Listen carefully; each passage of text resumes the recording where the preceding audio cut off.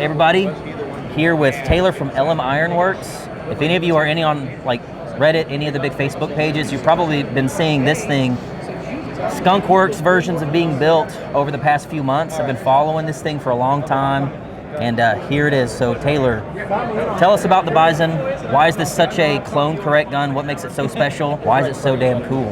So this is actually as clone correct as we can get it. So like the Stison that you see on the market, it's actually a KP9 receiver, so the flat is still there. This is actually, if you look at it, a chunk of the receiver is literally hogged out, making it an actual Bison. Oh, wow. So that you couldn't, there's no going back. And this is actually a few millimeters shorter than a standard 74 receiver as well. The other big difference, it's a KP9 bolt that because we got all the dead KUSA stock, we cut all the handles off and laser welded them in the correct Bison location. And then the other clone things we did, like if you look at the front sight, Russia had like this weird little sling tab that we got put on there. There were 3 versions of the PP19 total that we found, and we used parts from each version and essentially built our Russian PP19 clone. That was one thing that caught my eye right away. I didn't know this was a version of a sling loop that was on a Bison. It was. So we even had like Curtis AK Builder made even the pins that go through there and everything. Like it was a whole lot of Curtis and I, like real late nights, early mornings. I mean, 2-hour phone calls during the day, like going back and forth, comparing notes. I've sent him crayon drawings that I did doodling with my daughter. Yeah, like just goofing off and having fun. This is totally unique. So it's actually, that's what makes it clone correct. The Bison is actually the front trunnion. So that's what your front trunnion's gonna look like. It's actually a combination. I'd show you the inside and the feed ramp, but it's kind of secretive a little bit. But yeah, so it's, instead of having 2 parts, like a rear sight block and a front trunnion separate, like a traditional AK, or even the KUSA version had them separated, this puts the 2 pieces together in one unit. So barrel pin hole, right? Yep. Your barrel pin is also the stock latch? Am I seeing that correctly? So on the Bison, because you don't have a stock latch, because it's all cut out, the stock actually clips to that. So that holds it closed since there's no, and you can see the receiver's actually cut about 1.5 inches shorter than a traditional AK receiver. Yeah, so you don't even have room to put the hook on there if you wanted to.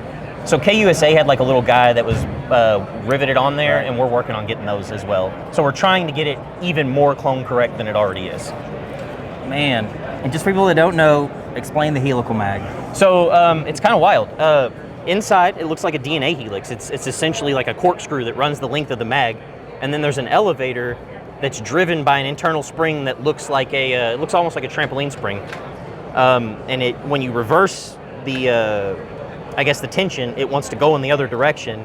So it drives an elevator that moves all of the ammunition essentially up a corkscrew through the magazine and into the gun. And of course, it's a version of a rock and lock. Yeah. Rocks in here, locks in here. So when you bring it in, you kind of have to bring it in at like a 45 and then rock it back, because if you miss the ears on the front side, the mags they don't like that. And these hold how many rounds? So we've got 9x19 is 53, 9x18 talk, 9x18 Mac.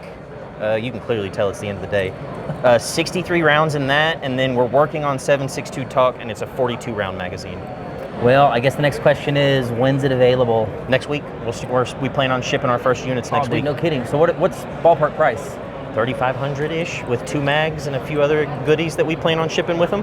For what is a holy grail gun, honestly. Yeah, I mean, so just to get a hold of a magazine, I had to beg, borrow, scrimp, and save just to get like parts that really we started with a few bits, essentially. I got a KP9 bolt and reverse engineered that to fit. We got a Recreator blanks receiver and a couple other bits and bobs, and I just forced everything to work. And then I called Curtis after about 30 other machinists, and I was like, look, man, I need some help. And Curtis was like, all right, let's get it going. So PP19 flash hider. Yeah, Curtis actually makes those too, and they're 14x1 left hand, so they'll go on an AK too. Ah. You can put 30 cal through there? Yep. Oh, you sure can. Yeah, for sure. Sick. Most people don't know that. Dude, these are sick. And those are 4.5 or do 5.5 clone correct? So right now we're doing 4.5, but we do have every intention on doing 5.5. It just, the 4.5 saved us money in development for the first run. I think it's a better choice. But it's easier more to common. live with. It's more common.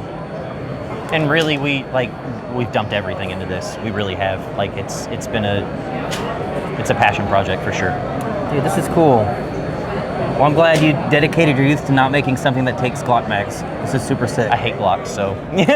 This is super sick. I mean, I remember seeing Saigonine kits. Jay had one back like 10 years ago, and I'm like, oh, how did he get in the country through crime?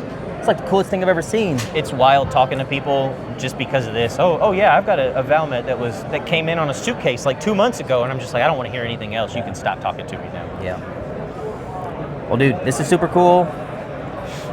I really appreciate it. Any chance we could see this at KB? We are sponsoring a booth, and we fully intend on bringing them. Oh. Well, there in you fact, go. there's a guy named Barrett Gooch who plans on shooting in one of your all's competitions, and I think he's going to run a Bison in it. Well, sick.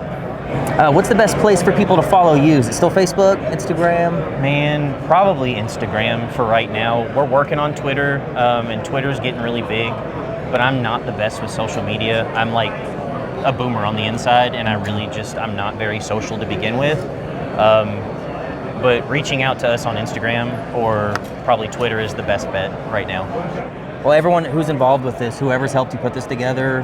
Well, it's literally been my cousin Evan, myself, AK Builder, and then one other dude. So it's like a super tiny group of people that have worked on this. Well, I've enjoyed watching the glow up online as this thing's come together. I appreciate it, man. I really do.